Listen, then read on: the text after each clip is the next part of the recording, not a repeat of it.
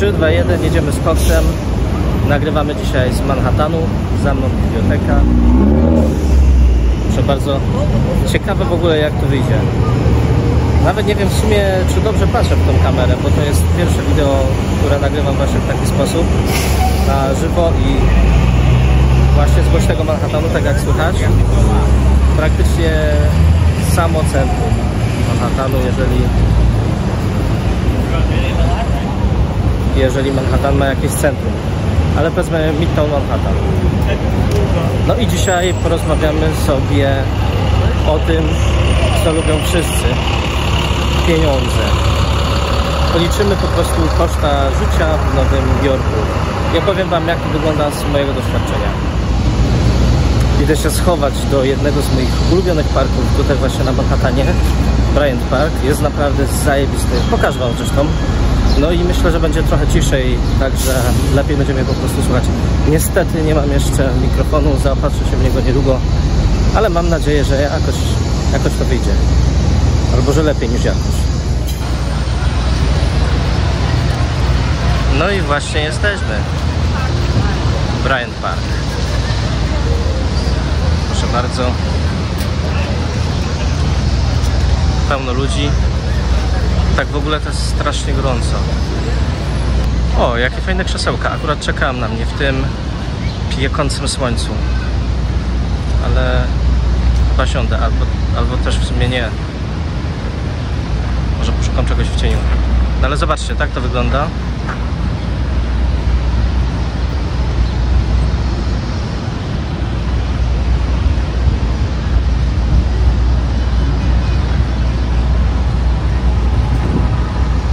O, nawet się ktoś opala.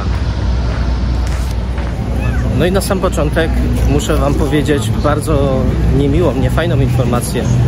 Niestety, ale Nowy Jork jest najdroższym miastem w USA.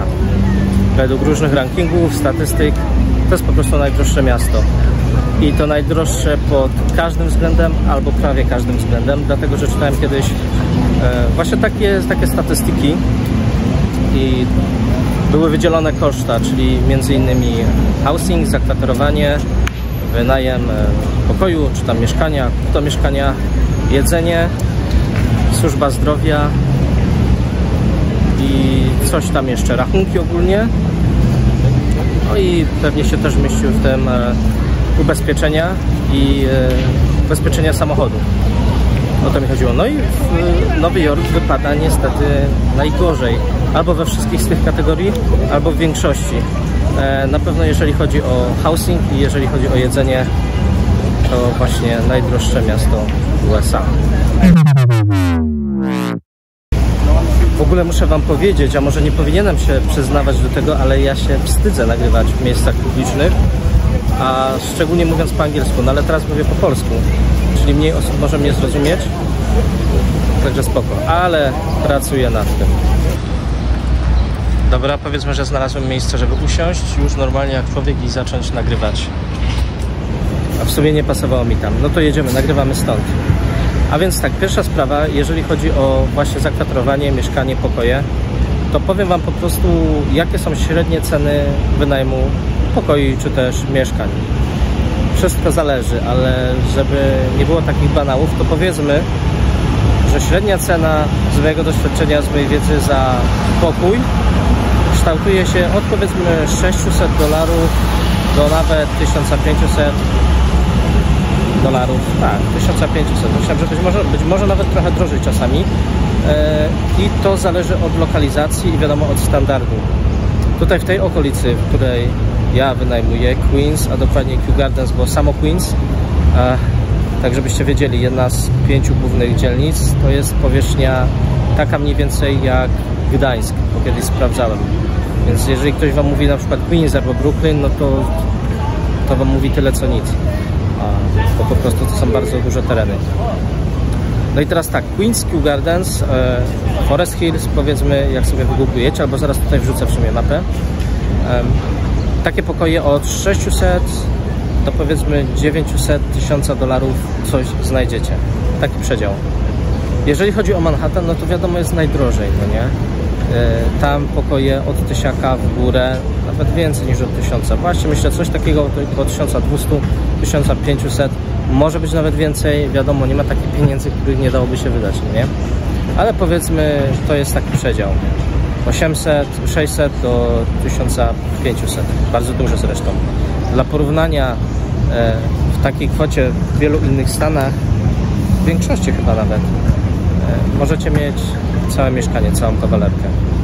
Na przykład w Dallas w Teksasie, kiedy sprawdzałem to za 1000, to możecie mieć po prostu kawalerkę właśnie, nie? A tutaj pokój. I jeszcze jedno, jest dużo takich memów, jeżeli chodzi o standard pokoi tutaj w Nowym Jorku. I mi też kiedyś mówiła koleżanka, zanim się wybrałem właśnie do Nowego Jorku, rozmawiałem z taką dziewczyną, która przyjechała do Krakowa, z Nowego Jorku, lubiła Polskę, przyjeżdżała. No i ona mi powiedziała, żebym nie miał zbyt wysokich oczekiwań co do standardu, bo mogę sobie wyobrażać, że płacę jakąś tam cenę i będę miał fajny, elegancki pokoik, a tu się okazuje potem, że to jest jakaś kanciapa, czasami nawet bez okna, czasami po prostu, nie wiem, 3 na 3 metry, łóżko, prycz więzienna, ściana biała, szafka i tyle. No, tak też często bywa. No, w zasadzie to chyba tyle. Aha, jeżeli chodzi o kawalerki, no to powiedzmy od $1500 w górę. Może znajdziecie coś taniej, możliwe, ale no, będzie po prostu ciężko. Not me, Mrs. Jones. That's Trinity. But Secret Love. Who's saying Secret Love in the movie? You guys are so good. What's Doris Day's birthday? April 3rd, 1920. No teraz przejdziemy do kosztów jedzenia, czyli druga, najważniejsza w sumie rzecz, no nie? Oczywiście nie będę tutaj mówił, ile kosztuje bułka, ile kosztuje chleb, ile kosztuje mięso. Mięso jest w sumie tanie, tak bym powiedział. Przynajmniej na tyle innych produktów spożywczych. Takie mam wrażenie. Przede wszystkim kurczak, ale nawet wołowina nie jest jakoś bardzo droga. Tak bym to ocenił.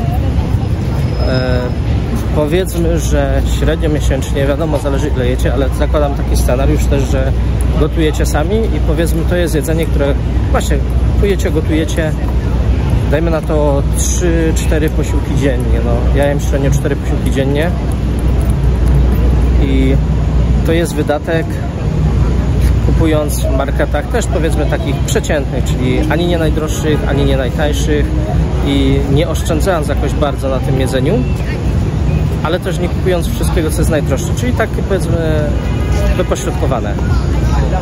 To jest koszt około, z mojego przynajmniej doświadczenia, $700–800. No może 700 bardziej, no zależy, tak jak mówię, zależy, ale taki jest przedział cenowy. Dla dziewczyn, dla kobiet to będzie trochę mniej, tak myślę, bo wiele moich koleżanek na przykład je bardzo mało. To tak pół żartem, pół serio. Ale za to dojdą wydatki na kosmetyki, no nie? Make-up i te sprawy. Także liczcie powiedzmy około $700, a teraz koszta ubezpieczenia samochodu i paliwa. Nie wiem jakie są, bo nie posiadam samochodu. W sumie niepotrzebne mi jest tutaj auto i jeżeli mieszkacie albo mieszkalibyście w Nowym Jorku, to jeżeli chodzi w sumie o transport tak po mieście, to tym nieszczęsnym metrem można wszędzie dojechać praktycznie i autobusami. Także tutaj na terenie miasta samochód tak naprawdę nie jest potrzebny, ale to jest oszczędność też kilkuset dolarów. No to wam mogę powiedzieć, o ile nie znam ceny jakoś precyzyjnie, że ubezpieczenie plus paliwo, no to parę stówek wam dojdzie miesięcznie, nie wiem ile dokładnie, ale coś tam dojdzie. Jak ktoś, kto mieszka tutaj w Nowym Jorku i ogląda to wideo, to oczywiście zapraszam, proszę skomentować i podpowiedzieć, żeby tutaj wszyscy inni oglądający mogli się dowiedzieć też. Ale za to mogę wam powiedzieć, ile kosztują słynne wafle belgijskie, czy jakieś tam, tutaj właśnie w Bryant Parku.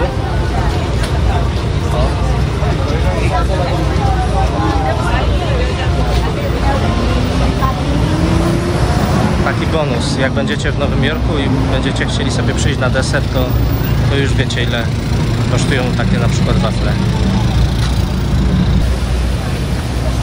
Tutaj jak widzicie jest też scena, bo w tym parku odbywają się no wcale nierzadko koncerty, albo filmy czasem też puszczają szczególnie w weekend, także bardzo fajna sprawa, można sobie przyjść. Nie można sobie przyjść. Jeżeli pracujecie w gastronomii, to nie można sobie przyjść, można iść, ale do pracy. Także sorry, nie dla kelnerów. Dlatego ja właśnie szukam teraz pracy. Bardzo chciałbym pracować w restauracji koszernej, bo tam soboty zawsze jest zamknięte. Czasami zamknięte też w piątki, albo nie wiem, zmiana trwa 2 godziny czy 4. Zobaczymy, czy się uda. A tu znalazłem jeszcze taki zakątek i idę tam. Żeby nie chodzić ciągle tak po tym parku, to się przeniosę. Też fajne miejsce. Kurde, ja to chciałbym mieć tak jak Dawid Fazowski. Na pewno znacie, albo większość osób zna, że idzie sobie praktycznie gdzie chce, z kamerą kręci co chce, mówi co chce i ma w ogóle wyjebane, zero żadnego stresu, nic. Za to go szanuję i za całokształt twórczości oczywiście. Może też się doczekam, aż dojdę na taki level, czy jakby to tam ująć lepiej. I kolejna kategoria wydatków w tym filmie, czyli powiedzmy przybory higieniczne, higieny codziennej, kosmetyki i dodajmy do tego jeszcze powiedzmy chemię gospodarczą, bo to wszystko jest chemiczne. Nie liczyłem tego tak dokładnie w sumie, ale wydaje mi się, że wychodzi mi to no tak 100 miesięcznie to będzie, nie? Dla kobiet no to wiadomo będzie trochę drożej, bo więcej kosmetyków, make-up i tak dalej, nie? Ale myślę, że no 100 trzeba liczyć co najmniej. Przykładowe ceny, no pastę kupicie za od 5 do 10 dolarów, jakiś szampon, przepraszam, nie jakiś, tylko najlepszej jakości dla was, waszych pięknych, gęstych włosów, kilkanaście dolarów, a jakieś to dla facetów, albo dla facetów to w zasadzie żel, takie do wszystkiego, no nie? Do ciała, do twarzy, do dupy i do włosów, jak to mówią. 3 w jednym, albo 4 nawet. To dla faceta za 7 dolarów, jakiś tam żel, czy 8. No jakiś płyn do mycia naczyń, płyn do prania, to też znowu kilkanaście dolarów wychodzi, więc to się tak naprawdę zbiera.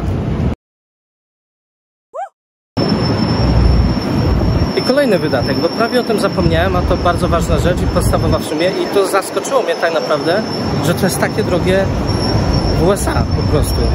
W porównaniu na przykład do Polski, ja już nie mówię o przeliczaniu waluty, ale ogólnie. O co chodzi? Chodzi o po prostu telefon, o waszą ofertę na kartę albo abonamentową. Ja mam teraz T-Mobile i mam taką ofertę, która jest no w zasadzie wszystko za free, ale nie pamiętam jak jest za granicą. Wiem, że kiedyś to było tak podrzucone za przeproszeniem, strasznie zacofane i jakoś tak było, że byłem za granicą i nie mogłem w ogóle aktywować chyba roamingu, czy jakoś tak, bo miałem jakąś ciulową ofertę za 30 dolarów miesięcznie, teraz mam za 50 i no powiedzmy wszystko jest w tym zawarte i tylko 10 gigabajtów, no nie pamiętam ile internetu, sorry. 10 miałem wcześniej w tej ofercie za 30. No, czyli powiedzmy za 50 dolarów średnio możecie mieć taką przyzwoitą ofertę na telefon na miesiąc. I jeszcze jedna ważna sprawa, czyli transport publiczny. No, ja już nie jeżdżę autobusami szkolnymi, bo jestem za duży na to, ale jeżdżę za to właśnie niestety metrem, niestety albo stety. Dobre jest to, że faktycznie wszędzie można tutaj dojechać w Nowym Jorku, ale beznadziejne jest to, jak to metro działa i jak ono wygląda, ale o tym w innym odcinku. W zasadzie wspomniałem o tym w filmie, a co mnie zszokowało i zaskoczyło w Nowym Jorku, który się wkrótce pojawi też tutaj na YouTube. A więc miesięczna karta na metro i na autobusy to jest wszystko razem. Tutaj w Nowym Jorku na terenie całego miasta to jest koszt 127 czy 130 dolarów. Chyba 127 dolarów. No i miesiąc możecie sobie jeździć unlimited, gdzie chcecie, ile chcecie i tak dalej. No i to jest wiadomo podstawowy wydatek, nie? A mandat za skakanie przez bramki wynosi 100 dolarów. No ale to nie są koszta życia. To są koszta nieostrożności.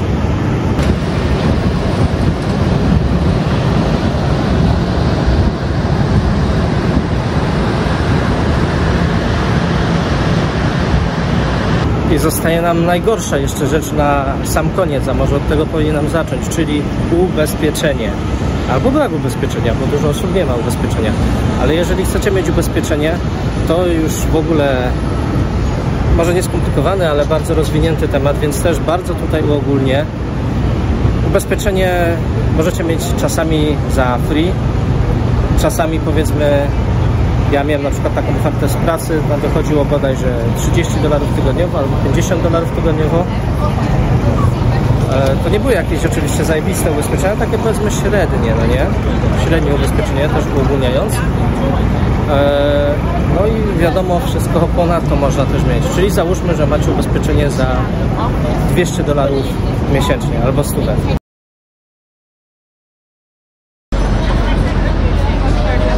No i teraz tak, ja oczywiście tutaj poruszam temat kosztów życia i odwołuję się do takich wydatków podstawowych. Koszta życia, czyli koszta utrzymania się. Nie mówię tutaj o żadnych rozrywkach. No ja nawet nie wliczam powiedzmy jakiegoś tam piwka do tych wydatków na jedzenie. Nie wliczam tutaj jedzenia, które zamawiacie w restauracjach takich i innych fast foodach albo nie fast foodach. Nie wliczam żadnych wyjść do restauracji, do kina, do teatru, do opery. To wszystko to są dodatkowe koszta i o tym mogę zrobić w sumie kolejny odcinek, bo temat też jest ciekawy. Ale podstawowe koszta życia, wydaje mi się, że wszystko tutaj zawarłem, wszystkie takie najważniejsze wydatki według kategorii. Jeżeli o czymś zapomniałem, to mi dajcie znać. No i teraz reasumując, podałem Wam mniej więcej koszta życia, przedział. I na podstawie tego możecie w sumie sami sobie tak oszacować mniej więcej, ile by to na przykład dla Was wynosiło, czy ogólnie. Bo to wiadomo, zależy też wszystko od Waszych oczekiwań, od stylu życia, od preferencji, potrzeb, możliwości i tak dalej. No ale żeby być jeszcze takim bardziej precyzyjnym, powiedzmy, no to zdradzę ten wielki sekret, ile wynoszą moje koszta życia. W sumie żaden jakiś sekret, nie? To nie są ukradzione pieniądze czy coś. Około $1800 miesięcznie to są moje wydatki i powiedzmy to jest taki średni standard, dlatego że ja wynajmuję właśnie pokój. Tak jak mówię, jeżeli chodzi o jedzenie, to ani jakoś strasznie nie oszczędzam, ale też nie kupuję wszystkiego co najdroższe, nie chodzę do najdroższych marketów, to jest takie uśrednione. Kiedyś chciałem iść do tańszego sklepu niż ten, w którym kupuję, bo go uznaję za drogi i się okazało, że tam jest jeszcze drożej. To chyba tyle w tym odcinku. Dajcie znać, co sądzicie, jak Wam się podobało, czy macie jakieś pytania, śmiało w komentarzach. Proszę się nie wstydzić, proszę komentować, subskrybować, jeżeli się podobało. No i widzimy się w kolejnym odcinku. Do zobaczenia.